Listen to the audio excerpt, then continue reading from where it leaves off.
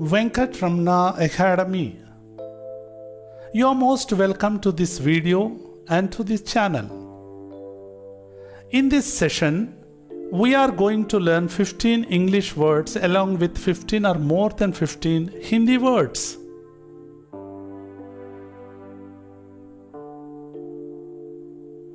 Latest terminology from English to Hindi. Daily vocabulary English to Hindi meaning. Let's learn terminology from English to Hindi. आओ सीखें हिंदी पारिभाषिक शब्दावली English के माध्यम से. Let us start our learning with this first word. इस पहले शब्द से हम इस वीडियो का प्रारंभ करेंगे. Profound. Profound, जिसका हिंदी में समानांतर शब्द है गहरा, गंभीर या अथाह. गहरा, गंभीर, अथाह.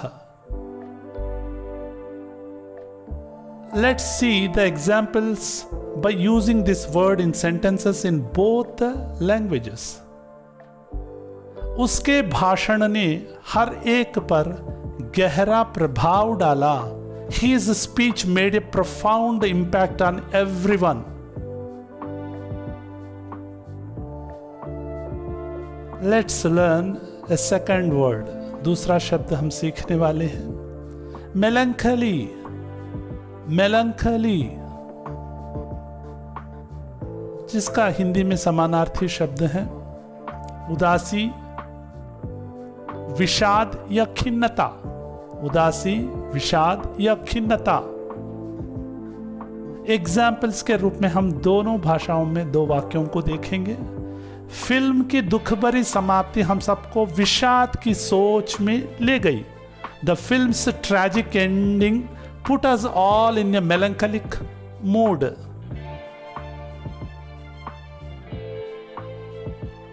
Let's learn third word. तीसरा शब्द हम सीखने वाले हैं quaint. Quaint. Quaint, जिसका हिंदी में समानांतर शब्द है विचित्र या अनोखा. Let's see the examples in both the languages of this word quaint या विचित्र या अनोखा. Let's see the examples.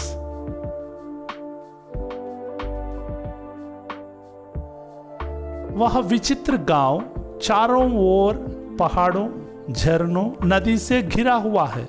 The quaint village is surrounded by mountains, lakes and river. चौथा शब्द हम सीखने वाले हैं. We are going to learn fourth word frailty.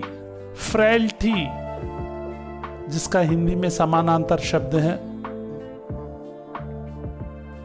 निर्बलता, अशक्तता या कमजोरी. निर्बलता, अशक्तता या कमजोरी. Let's see the examples in both the languages. अपनी कमजोरियों के होने के बावजूद टूटने और झुकने से रहे. Despite their frailty, they stood unbreakable and unbendable.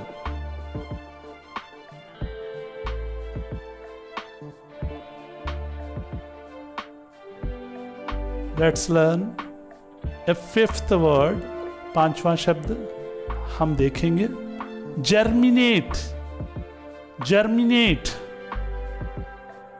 जिसका हिंदी में अर्थ है उगना या अंकुरित होना.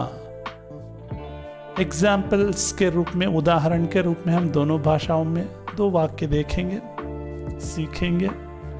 पेड़ पौधों को अंकुरित होने के लिए पर्याप्त मात्रा में पानी की आवश्यकता होती है. The plants need an adequate amount of water to germinate.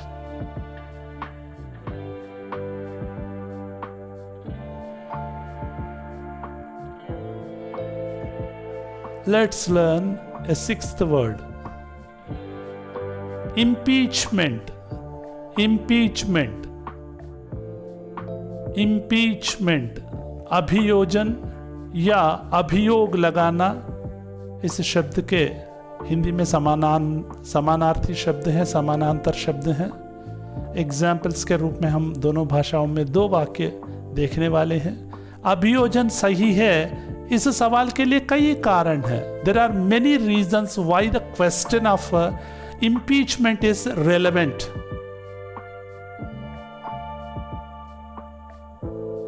Let's learn a 7th word. 7वां शब्द हम सीखने वाले हैं। perennial, perennial जिसका हिंदी में समानांतर शब्द है। सार्वकालिक, बारहमासी या चिरस्थायी, बारहमासी, चिरस्थायी या सर्वकालिक या सार्वकालिक। Let's see the examples in both the languages. मैं उसकी चिरस्थायी सुंदरता को देखकर हैरान हूं। मैं उसकी चिरस्थायी सुंदरता को देखकर हैरान हूं। I wonder at her perennial youthfulness. I wonder at her perennial youthfulness.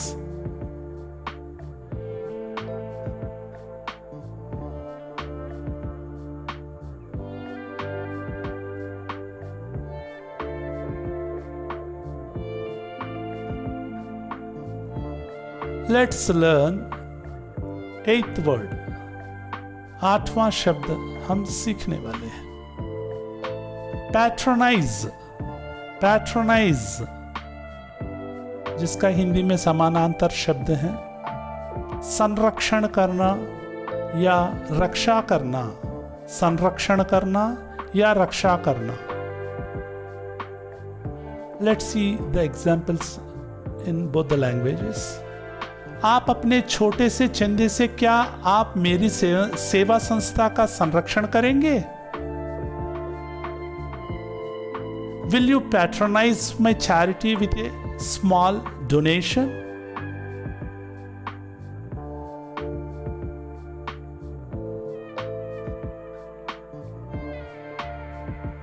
नौवें शब्द हम अब सीखने वाले हैं। विशस, विशस जिसका हिंदी में समानांतर शब्द है। भ्रष्ट, नीच या पतित, भ्रष्ट, नीच या पतित। एग्जाम्पल्स के रूप में हम दोनों भाषाओं में 2 वाक्य देखेंगे। वह एक जालिम और नीच आदमी था। He was a cruel and vicious man.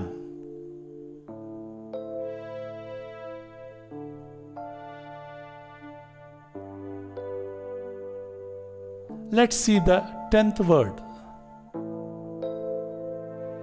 Nymph, nymph जिसका हिंदी में समानार्थी शब्द है। अप्सरा, सुंदर लड़की, सुंदर युवती। एग्जाम्पल्स के रूप में, उदाहरण के रूप में हम दोनों भाषाओं में 2 वाक्य देखेंगे। उसने सपने में सुंदर बालों वाली अप्सरा को फिर से देखा। He had the dream about bronze hairy nymph again. Let's learn the 11th word. Vilify, vilify बदनाम करना, अपशब्द कहना, अपशब्द कहना। एग्जाम्पल्स के रूप में दोनों भाषाओं में 2 वाक्य जानेंगे। उसको अखबारों में बदनाम किया गया। क्यों? वह मेरी कीर्ति को बदनाम करने पर तुला हुआ है। He was vilified in newspapers. Why is he always trying to vilify my reputation? Let's learn a 12th word. Canard, canard जिसका हिंदी में अर्थ है झूठी अफवाह या कल्पित कथा। Let's see the examples in both the languages. वह अफवाह बाद में सच साबित हुआ। That canard was proved true later.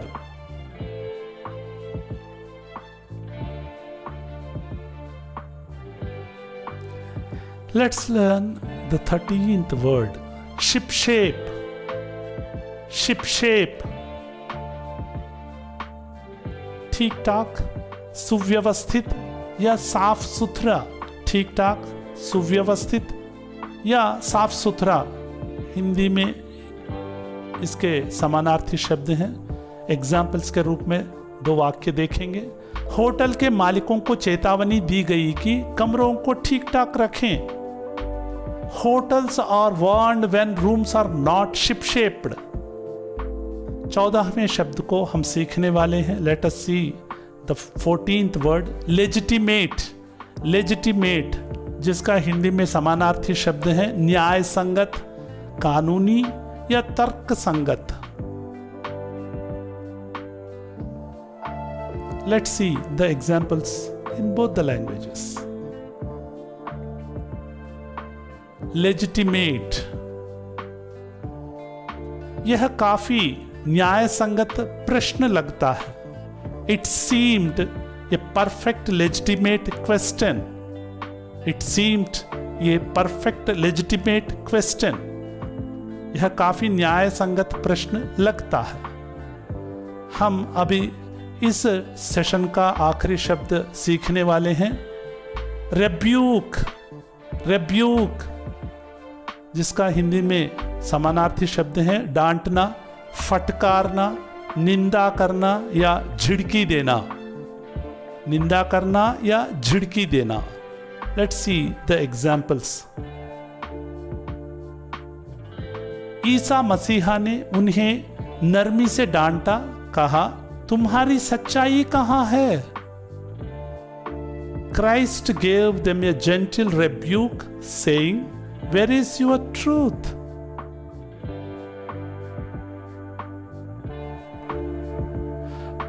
For practice, read loudly the words and the sentences.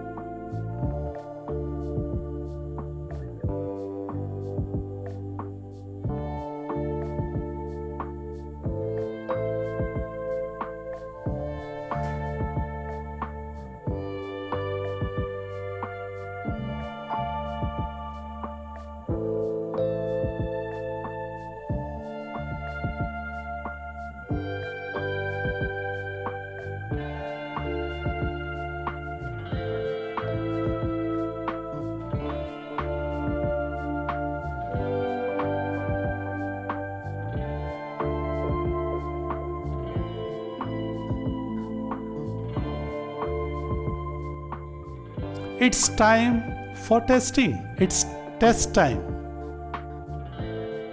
Shipshape.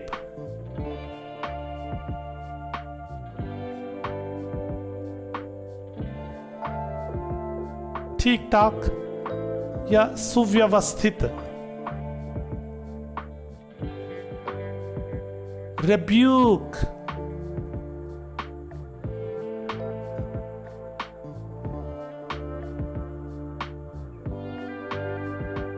डांटना या फटकारना.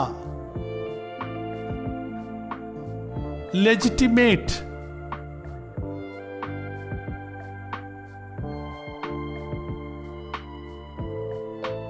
न्याय संगत, कानूनी.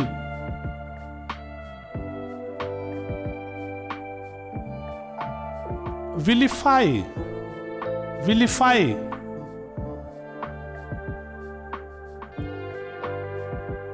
बदनाम करना.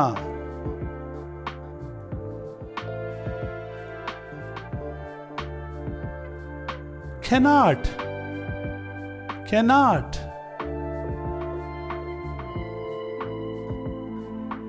अफवाह.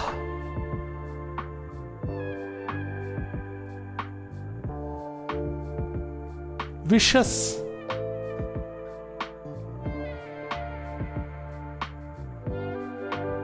नीच या भ्रष्ट,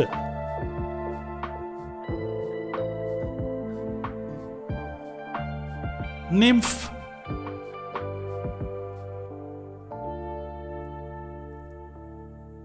अप्सरा या सुंदर लड़की या युवती, पेरेनियल, पेरेनियल,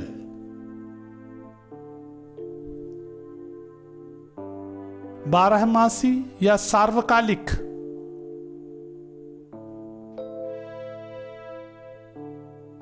पैट्रोनाइज, पैट्रोनाइज,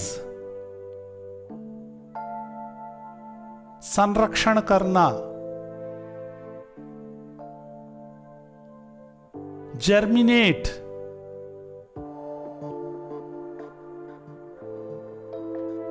अंकुरित होना, इम्पीचमेंट,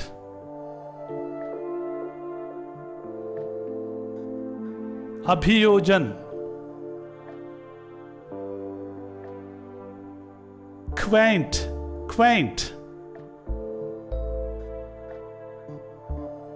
विचित्र या अनोखा, फ्रेल्टी, फ्रेल्टी, निर्बलता या कमजोरी, प्रोफाउंड,